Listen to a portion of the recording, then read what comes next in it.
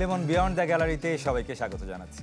দেশ বিদেশের খেলাধুলার সবশেষ খবরের বিশ্লেষণ করতে হাজির হয়েছি প্রতিদিনের মতোই। আজকে আপনাদের সাথে আছি রেদওয়ান শোয়েব। দর্শক, দেশের ক্রীড়াঙ্গনে মি টুর একটা প্রভাব আমরা লক্ষ্য করলাম কিছুদিন আগে জাহানারা আলম, জাতীয় দলের সাবেক ক্রিকেটার, তিনি অভিযোগ করেছিলেন বোর্ডের যিনি নির্বাচক ছিলেন তার বিরুদ্ধে, এবং সেই অভিযোগের পরপরই পুরো ফুঁসে উঠেছে কিন্তু দেশের ক্রীড়াঙ্গন। এবং পরবর্তীতে আমরা লক্ষ্য করি যে শুটিং স্পোর্ট ফেডারেশনের একজন শুটার, নারী শুটার, তিনি অভিযোগ করেন ফেডারেশনের একজন কর্মকর্তার বিরুদ্ধে। তো এই যে অভিযোগ হচ্ছে কিংবা মিটুর যে একটা প্রভাব, এটা আসলে কতটুকু সত্যতাই বা কতটুকু, এবং আসলে ক্রীড়াঙ্গন কিভাবে রান করছে এতগুলো সমস্যা, এবং স্পেশালি আমি যদি বলি যে এই যৌন হয়রানি যেহেতু ছড়িয়ে গেছে আমরা লক্ষ্য করছি ক্রীড়াঙ্গনে, আমরা সেই বিষয়গুলো নিয়ে আলোচনা করার চেষ্টা করবো। আমাদের সাথে আলোচনায় আছেন অভিযোগ যিনি করেছেন তিনি। আমরা শুরুতে যেতে চাই তাসমিয়াতি এমা, তিনি জাতীয় দলের শুটার।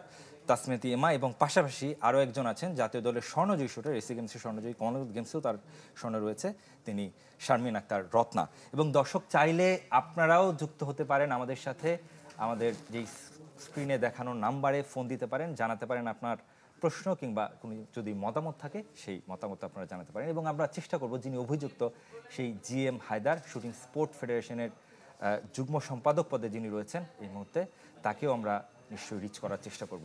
আমরা সরাসরি আলোচনা যেতে চাই। শুরুতেই এমার কাছে জানতে চাই, জাহানার আলমের এই বিষয়টি যখন আসলো এর পর দিয়েই আপনি একটা শুরুতে স্ট্যাটাস লক্ষ্য করলাম আপনার, এবং কিছু গণমাধ্যমেও আপনি বক্তব্য রেখেছেন, অভিযোগ তুলেছেন। সেই অভিযোগের প্রমাণ নিশ্চয়ই আপনার কাছে আছে, এভিডেন্স আপনি দিতে পারবেন কিনা? প্রমাণ আসলে আমার কাছে নেই এক্স্যাক্টলি, বিকজ এখানে আসলে ওই মোমেন্টে আমি কথা বলতে গিয়েছিলাম, বিকজ আমি তার ব্যবহার সম্বন্ধে বা সে যে এই ধরনের কথা বলবে আমি অবগত ছিলাম না। তো আমি গিয়েছিলাম কথা বলতে, তো আমি যদি আগে থেকে জানতাম অবশ্যই হয়তো আমি প্রমাণ রাখার চেষ্টা করতাম। একটু ঘটনাটা একটু দর্শকদেরও জানিয়ে দিতে চাই কিংবা মনে করিয়ে দিতে চাই যে কি ঘটেছিল, সূত্রপাতটা কোত্থেকে? বেসিক্যালি আমরা সার্চ কমিটিতে গিয়েছিলাম আগের কমিটি যখন ছিল তাদের সাথে, এবং আমাদের যখন ন্যাশনাল টিম ছিল তখন কিছু ন্যাশনাল টিমের মেম্বার, আমি মেয়েদের প্রতিনিধি হয়ে গিয়েছিলাম। এবং ওখানে যাওয়ার পর তারা কথা বলছিল, তারাও ছিল, জিএম হায়দার এবং তার কমিটিও ছিল ওখানে, তারা কথা বলছিল। আমি জাস্ট বলেছিলাম যে যেই কমিটি আসুক না কেন সেটা নিয়ে আমাদের মাথা ব্যথা নাই, আমরা জাস্ট চাচ্ছি এমন কেউ না আসবে যার হাতে আমরা নিরাপদ না। এই কথাটার সূত্র ধরে সে এত বড় সিনক্রিট সে আমার সাথে করেছে। জি রত্না, নিরাপদ না অবশ্যই যার যার সেক্টরে নারী হোক পুরুষ হোক সবারই নিরাপত্তার বিধান অবশ্যই থাকা উচিত, এবং কেন সবচেয়ে বেশি একটা সেকেন্ড হোম হওয়া উচিত আসলে, যার যার কর্মক্ষেত্র হোক কিংবা প্যাশনের জায়গাটা হোক, সেই জায়গাটা থেকে নিরাপদ না শুধুমাত্র এই কথার পরিপ্রেক্ষিতে, মানে এত বড় ঘটনা। আমরা যতটুকু জানতে পেরেছি যে এসি গেমসের যেই ক্যাম্পটা হয়েছিল সেই ক্যাম্পে থেকে তাকে বাদ দেওয়া হয়। আপনার কাছে কি মনে হয় যে সেটা কতটুকু, মানে এর আগে এই ধরনের ঘটনা ঘটেছে কিনা স্পোর্টস ফেডারেশনে? আপনি যেহেতু আগে থেকেই আসলে যার বিরুদ্ধে অভিযোগ হচ্ছে জিএম হায়দার, উনি বেসিক্যালি ঢাকা রাইফেল ক্লাবের জয়েন্ট সেক্রেটারি ছিলেন। এর আগে কখনোই ফেডারেশনের কোনো পদে উনি আসেননি। তো আমরা যখন 5 আগস্টের পরে উনি 6 তারিখে ফেডারেশনে যে একটা শোডাউন দেয়, তার ব্যক্তিগত অস্ত্র নিয়ে যে আমাদের ফেডারেশনে একটা শোডাউন দেয় এবং আমাদের অফিস স্টাফের গায়ে হাত তোলে, তো এটার একটা নিউজও প্রথম আলোতে হয়েছিল। এবং সে যেই সিসি ক্যামেরা অফ করে দিতে বলে যাতে কোনো এভিডেন্স না থাকে। তো এই কাজটা যখন উনি করে এবং তারপরে যখন আমরা জানতে পারি যেহেতু একটা চেঞ্জেস আসছে, তো উনি এই যে শুটিং ফেডারেশনে আসতে যাচ্ছে এটা তখন আমরা জানতে পারি। এবং ওনার কিছু কিছু কর্মকাণ্ড আমরা যেহেতু অনেক দিন থেকে চিনি, সে যেহেতু একজন ক্লাব কর্মকর্তা, তো তার সম্পর্কে আমরা মোটামুটি সবাই অবহিত, এবং আমি তার ক্লাবের হয়েই খেলছি। তো আমরা সেই 2008-9 থেকে সে আমার সহকর্মী, আমার সাথে শুটারদের সাথেও যারা আমরা একসাথে মেডেল পেয়েছি তাদেরকেও সে এই ধরনের কিছু কিছু প্রস্তাব দিয়েই যেতেন। কিন্তু যেহেতু সে ক্লাবে ছিলেন তার হাতে অত ক্ষমতা ছিল না, আমরা এগুলো খুব একটা গুরুত্ব দিয়ে করিনি। কিন্তু যখন এই চেঞ্জেসটা আসছে, আমরা যখন বুঝতে পারছি যে সে ফেডারেশনে একটা ক্ষমতা আসবে, তখন যেহেতু স্টিল আমরা খেলার সাথে যুক্ত, শুটিংয়ের সাথে যুক্ত, তখন আমাদের কাছে মনে হলো যে না, এই লোক তো পারফেক্ট না, এই লোকটার এত সমস্যা, সে আসলে তো যেহেতু একটা মেইন বডিতে সে আসতেছে, যদি সে এইটাতে সফল হয় তাহলে আমাদের জন্য, আমার মেয়েদের জন্য এটা ইনসিকিউর একটা প্লেসে পরিণত হতে পারে। কারণ অলরেডি আমরা যেহেতু নিজেরা জানি কিন্তু কখনো কোনো প্রমাণ আমাদের কাছে ছিল না, কারণ ওই ধরনের কোনো কিছু আমরা চিন্তাই করিনি যে এই লোকটার বিরুদ্ধে একটা প্রমাণ রাখতে হবে, কারণ আমাদের কাছে সে এত ভ্যালুয়েবলও ছিল না। বাট তারপরও সে আমাদেরকে এই ধরনের কথাগুলো বলতো। তো আমরা একটা কল রেকর্ড আমাদের হাতে এসে পৌঁছায়, যেখানে একটা মেয়েকে সে বিভিন্ন ধরনের প্রলোভন দিচ্ছে। তো এটা তো আমাদের সাথেও মানে আমরা রিলেট করতে পারছি যে আসলেই তো সেটা করে।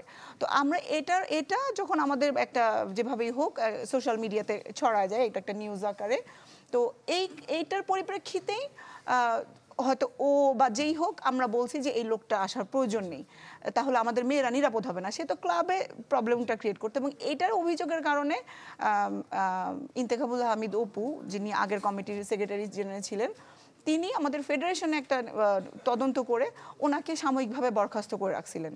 তো স্টিল তিনি বরখাস্তই ছিলেন এই কমিটি আসার আগ পর্যন্ত, শুটিং অঙ্গনে সব কিছু থেকে তিনি বরখাস্ত, এবং ঢাকার ডিসির কাছে পর্যন্ত উনি এই এভিডেন্স সহকারে চিঠিটা পাঠিয়েছেন যে এই লোকের স্বভাব চরিত্র এরকম, প্লিজ আপনারা তাকে নেক্সট কমিটিতে আনিয়েন না।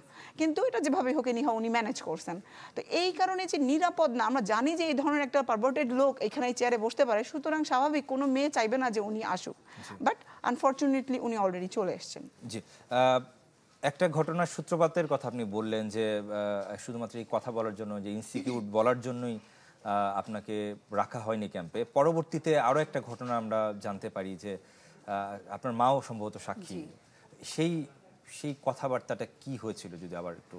কথাবার্তা বলার আগে আমি একটু বলতে চাচ্ছি যে যেমন উনি বলল যে আমাদের এর আগের যিনি ছিল তিনি হচ্ছে ইন্তেখাবুল হামিদ। তো তারা যে ডিসক্লেমারটা দিচ্ছে আমাকে যে আমি হয়তো বা তাদের লোক, আমি তাদের কমান্ড শুনে বা তাদের কথা শুনে আমি হচ্ছে তার বিরুদ্ধে কথা বলতেছি, আসলে এরকম কিছু না। এটা আমি ক্লিয়ার করে দিতে চাচ্ছি, বিকজ আমি কোনো দলের না, আমি কারো না, আমি বাংলাদেশের হয়ে আমি খেলতে আসছি, আমি একটা অ্যাথলেট। কে আসলো কে গেল আমার এটা দেখার বিষয় না, আমি কারো কমান্ডেও কোনো কিছু করতেছি না, ফার্স্ট থিং ফার্স্ট। আর সেকেন্ড যেটা বলবো সেটা হচ্ছে যে কথাবার্তাগুলো হয়েছে আমার সাথে, আমি যখন গিয়েছি তখন সে আমাকে ফার্স্টেই অ্যাটাক করে আমার পার্সোনাল ম্যাটার নিয়ে, আমার ফ্যামিলি বা আমার যাবতীয় যেই ইস্যু আছে সেটা নিয়ে সে আমাকে অ্যাটাক করে। একটা জয়েন্ট সেক্রেটারি, সে আমাকে আমার পার্সোনাল কথা নিয়ে বলতে পারে না, এটা গেমের বাইরে। তো সে আমাকে ফার্স্টে এটা নিয়ে কথা বলা স্টার্ট করে, বলার পর সে হচ্ছে আমাকে বলে যে তোমাকে যদি এখন তুমি যে স্টেটমেন্টটা দিয়েছো এটার জন্য তোমাকে যদি এখন আমি এখানে নিয়ে আসি তাহলে কমিটির অনেকেই ডিসকাশন করতেছে যে তুমি তো রেপও হয়ে যেতে পারো। তো সে এই কথাটা যে ভয়ানক এই একটা কথার word। পরিপ্রেক্ষিতে আপনি কোনো স্টেপ নিয়েছিলেন কিনা? আমি কোনো স্টেপ নেই নাই, আমি তো বলেছি যে শুটিং আবার জীবিকা না, সো শুটিং থেকে বের হয়ে গেলে আমার মনে হয় না আমার তেমন কিছুই আসে যাবে। তো আমি ওটা চিন্তা করে আমি শুটিং থেকে বের হয়ে গেছি। আচ্ছা ঠিক আছে আমি করবো না, আমার রাইফেল এখনো আমার বাসায়, আমার রাইফেল এখনো পড়ে আছে, তো কি আমি শুটিং করতেছি না তো কি হয়েছে, আমি কি বেঁচে নাই? আমি তো শুটিং করবো না বলেই আমি আর কোনো স্টেপ নিই, আমি বের হয়ে গেছি। এই নোংরা জায়গায় কে থাকবে? মানে এইটা আপনার একটা প্যাশনের জায়গা ছিল, আমি শুনছিলাম যে হয়তো বা আপনার কিছুই আসবে যাবে না, তারপরও হাউ ইট ফিলস আসলে, যে এটা কেমন লাগে যে একটা জায়গায় যেখানে আপনার সবচেয়ে বেশি নিরাপদ থাকার কথা সেই জায়গাটাতে আপনি অনিরাপদ ফিল করছেন? এটা অবশ্যই অনেক পীড়াদায়ক একটা ইস্যু, বিকজ আমি এই জায়গায় প্রায় 1 ইয়ার প্লাস, আমি অনেক শর্ট টাইমে আসছি, তো 1 ইয়ার প্লাস আমি এই জায়গায় প্র্যাকটিস করতেছি, সবার মাঝে আছি। ইনফ্যাক্ট আমার লাইফস্টাইল যেরকম ছিল একদম কমপ্লিটলি আমি চেঞ্জ করে ট্রানজিশন করে আমি এখানে নিয়ে আসছি। তো এটা কেন ছিল? যাতে আমি একটা পারফর্ম করে একটা জায়গায় যেতে পারি বা আমি আমার ড্রিমটাকে যেন আমি অ্যাচিভ করতে পারি, ওই ড্রিমের কারণেই আমি এখানে আসছিলাম।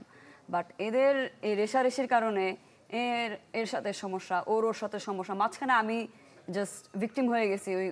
ওই জায়গায় যেয়ে বা কথা বলে আমি ভিকটিম হয়ে গেছি। আজকে যদি আমি না যেতাম তাহলে হয়তো বা আমি সেফ থাকতাম, বাট আমার জায়গায় যে যেত সে হয়তো বা এই প্রবলেমটা ফেস করতো। কাউকে না কাউকে তো আওয়াজ তুলতেই হবে। হ্যাঁ অবশ্যই, আর সে হয়তো বা যে আওয়াজ তুলতো সে হয়তো বা এই প্রবলেমটা ফেস করতো, হয়তো বা সে এই চাপা পড়তো এই জায়গায়।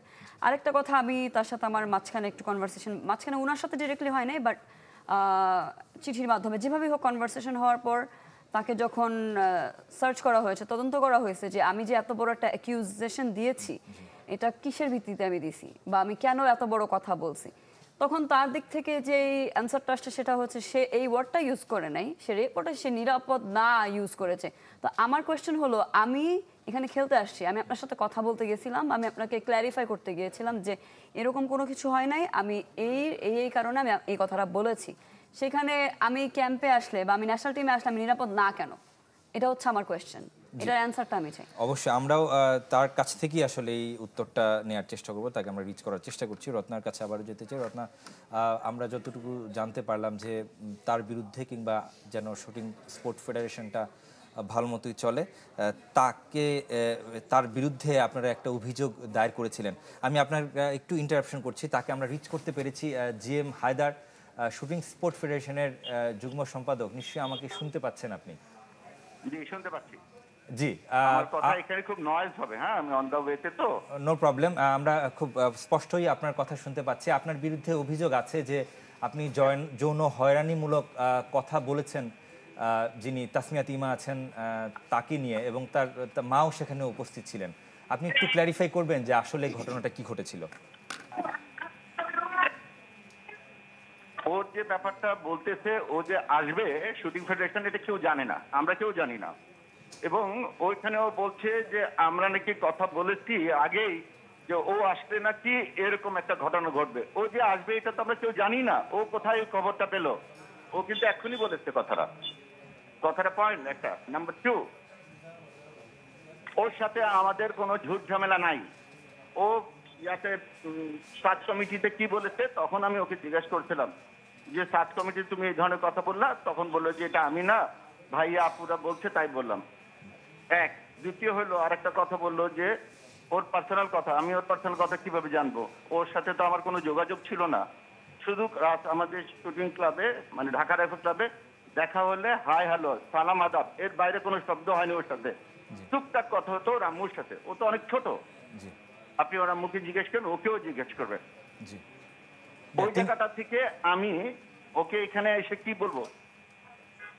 আমার সাথে কি ওর সাথে আগে কোনো যোগাযোগ ছিল? কিচ্ছু ছিল না। আর একটা কথা বলতে, ও ওকে ন্যাশনাল টিম থেকে বাদ দিয়েছে। আমরা কে বাদ দেওয়ার? ও যখন আগে যে কমিটি ছিল, রত্না ছিল কোচ, ওর আন্ডারে সে শুটিং করতো, রত্নার স্টুডেন্টও। তো ওই কম্পিটিশনে তখন ও সিলেকশনে বাদ পড়েছে।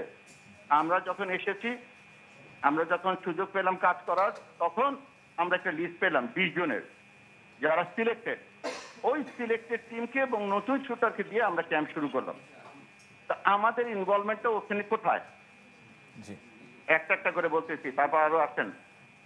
ও যখন আসে, ওর কথা শুনলাম, ও অনেক কান্নাকাটি করে। ওর একটা কথা এখানেও বারবার বলছে যে ও শুটিং করতে চায়। তখন এই কথাটা শুনে তখন আমাদেরও খারাপ লাগলো যে ঠিক আছে, ওকে শুটিং করার একটা সুযোগ দাও। আমি ওকে মোস্ট ওয়েলকাম করলাম। এবং আমার এখানে আরো আমাদের কর্মকর্তা ছিলেন 3 জন, 2 জন ওইখানে ছাড়া আমি সহ 3 জন, ওর আম্মু আর ও, যদি আমি ভুল না করি। ও বললো আমার রাইফেল আমার পয়সা দেওয়া, কিন্তু কিছু পয়সা পাইতো আর জ্যাকেট এলো ক্লাবের। তাহলে আমি শুটিং করতে গেলে তো আমার জ্যাকেট লাগবে। আমি বললাম কোনো সমস্যা নাই। ওই জ্যাকেটের জন্য ছবিও দিল আমাকে যে আমার স্ট্রাকচার এরকম, আপনি একটা নতুন জ্যাকেট দেখবেন। আমি ঠিক আছে, আমাদের এক ফ্রেন্ড ব্যবসা করে, তোমাকে কম দামে নিয়ে দেওয়া যাবে। এবং ওর ক্লাব নিয়ে অনেক কথা বললো। আর একটা যে পার্সোনাল কথা বলছে, এটা কিন্তু রত্না আমাকে বলছিল যে ওর আম্মু এটা করে, দিস করে, দ্যাট করে। আমি তো বললাম যে তোমরা জানলা কেমনে? আমি জানি। যখন রত্নার ঝামেলা পড়ে, অপুর কাছ থেকে সরে আসে, ওর ফ্যামিলি নিয়েও ডিভোর্স হয় যখন, তখন ওর পাশে কেউ ছিল না। ও আবার আমার কাছে আসে। আমি ওর সাথে কথা বলতে চাইনি। আমার প্রাইভেট সেক্রেটারির মাধ্যমে জোর করে কথা হয়। হায়দার, আপনাকে একটু ইন্টারাপশন করতে চাই। হায়দার, আপনার একটা ফোন আলাপ ফাঁস হয়েছে, আমরা লক্ষ্য করলাম। সেই ফোন আলাপের মধ্যেও যেই নারী শুটারের সাথে আপনি কথা বলছিলেন, সেখানে এক ধরনের ইঙ্গিতবহ এক ধরনের ফোন আলাপ আমরা লক্ষ্য করলাম। এই ব্যাপারে আপনার কোনো মন্তব্য আছে কি? হ্যাঁ, এইটা এক ধরনের ট্যাপ। যদি আমার সাথে কথা হবে, ফোন ট্যাপ করবে, এটা আমার সমস্যা হয়নি। ওইখানে আপনি খেয়াল করবেন যে আমার শব্দগুলো কি ছিল। এখানে রোল প্লে করছিল ওর আম্মু। ওরা যে ওরা পার্টনার রাইফেল ক্লাবের শুটার, ওদের কাছে শুটিং এ ভালো পিস্তল ছিল না। তখন ওর আম্মু চেয়েছিল, ও চেয়েছিল যে আমার মেয়ে শুটিং করুক। আপনি যেভাবে পারেন, আমার মেয়ে একটু ডেসপারেট, এদিক ওদিক চলে যাবে, যার জন্য আপনি যেমনি পারেন বুঝায় রাখেন শুটিং এর সাথে। ওই কথার পরিপ্রেক্ষিতে এই কথাটাগুলো হয়। ওইখানে আপনি নোটিস করবেন রত্না বলছে কোনো না করছে কিনা, শব্দটা ঠিক। আমি যা বলেছি কোনো আপত্তিকর কোনো কথা থাকলে তো আমাকে না করতো যে আপনি এটা কি বলছেন বা দিচ্ছেন। দেখ, আপনি ভিডিওটা পুরাটা শোনার চেষ্টা করবেন। হায়দার, আপনি আমাদের সাথেই যুক্ত থাকবেন। তার কথার পরিপ্রেক্ষিতে আপনাদের কিছু শেয়ার আছে? অবশ্যই আমার শেয়ার আছে। জি জি প্লিজ। আচ্ছা, সে বলছে যে এরকম কোনো কথা হয় নাই, অথচ আমি যেখানে কালকে গিয়েছিলাম অলরেডি তাদের এক্সপ্লেনেশন ওখানে গেছে যে তারা আসলে যে ওয়ার্ডটা আমি ইউজ করেছি সেই ওয়ার্ডটা সে হয়তো বা আমার সাথে ভাবে কথা বলেনি, কিন্তু সে বলেছে অনিরাপদ। তো আমার কোয়েশ্চেন হলো, আমি যদি আপনার সাথে নর্মালি কথা বলতে চাই, আমি যদি শুটিং ফেডারেশনে আসি, ন্যাশনাল টিমেও যদি আসি, তাহলে সেই জায়গাটা আমার জন্য অনিরাপদ কেন? আমি উত্তর দেই। আমি উত্তর দেব। জি শিওর। হ্যাঁ, কথা একটা সেন্সে কথা বলা হয়েছে। যেহেতু তুমি এক কমিটির এগেনস্টে তুমি কথা বলেছো, হ্যাঁ, যাদের এগেনস্টে, তাহলে আমার কথা বলার উদ্দেশ্য ছিল তুমি যদি এখানে আসবা, তুমি মনে করতে পারো যে তুমি নিরাপদ।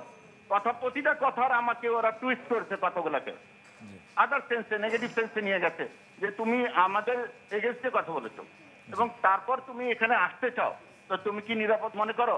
এই কথাটাকে কিভাবে ঘুরে নিয়ে গেল? আমি আপনাদের সাথে কথা বলবো।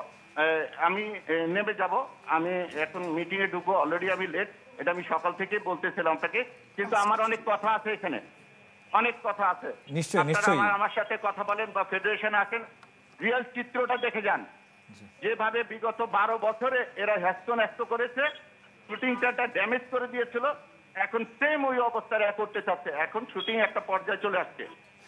কিন্তু আমি একটা এখানে কথা বলতে চাই, আমি শুনেছি এমার কথা যে ও মোটামুটি ভালো মারে, যে কারণে আমি ওকে এক পাকে ওই দিনই বলেছে ঠিক আছে তুমি আসো। আমি এটা কিন্তু অস্বীকার করতেছি না। আমি ও অনেক কান্নাকাটি করলো, দেখেও খারাপ লাগলো। ও শুটিং করতে চায়, এটাও ঠিক।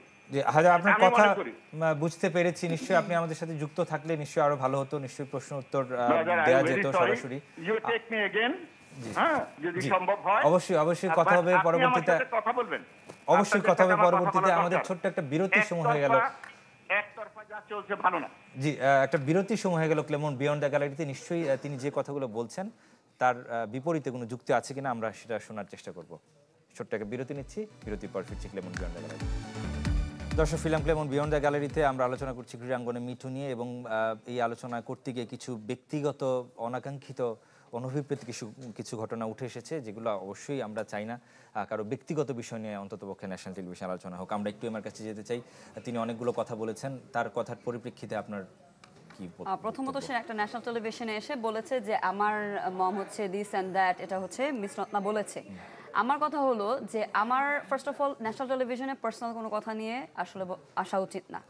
সে আসলো গেল, তারপর আমার কথা, আমি জাস্ট এই জিনিসটা ক্লিয়ার করতে চাই, যেহেতু ন্যাশনাল টেলিভিশন দেখতেছে, যে একটা মডার্ন লাইফস্টাইল লিড করা, I don't think it's a problem. So আমার মা, সে একজন ইংলিশ মিডিয়াম স্টুডেন্ট ছিল, হ্যাঁ, সে একজন ইংলিশ মিডিয়াম স্টুডেন্ট ছিল। সো তার লাইফস্টাইলটা অন্যরকম হওয়াটা খুবই স্বাভাবিক, সেম আমারও। সো এটা তাদের চোখে আমার কি লাগলো, কেমন লাগলো, সেটা নান অফ মাই বিজনেস। মানে এটার সাথে কোনোভাবেই রিলেটেড না, এটার সাথে রিলেভেন্টই না। একটা মানুষের পার্সোনাল লাইফ, সে পার্সোনাল লাইফে কি করছে না করছে, তার লাইফস্টাইল, এটা নিয়ে আসলে তার, আমি আমার লাইফস্টাইল থেকে কতটুকু এখানে আসছি, সে আমারটা নিয়ে কথা বলুক। যাই হোক, তাও সেটা নিয়ে আসছে দেখে আমি জাস্ট ক্ল্যারিফাই করে দিলাম যে মানে তাদের লাইফস্টাইল, মানে আমরা যেরকম মডার্ন লাইফস্টাইল করি, আমাদের লাইফস্টাইল অন্যরকম, তাদের মানে পয়েন্ট অফ ভিউ থেকে সিমিলার নাও হতে পারে, and that's none of my business.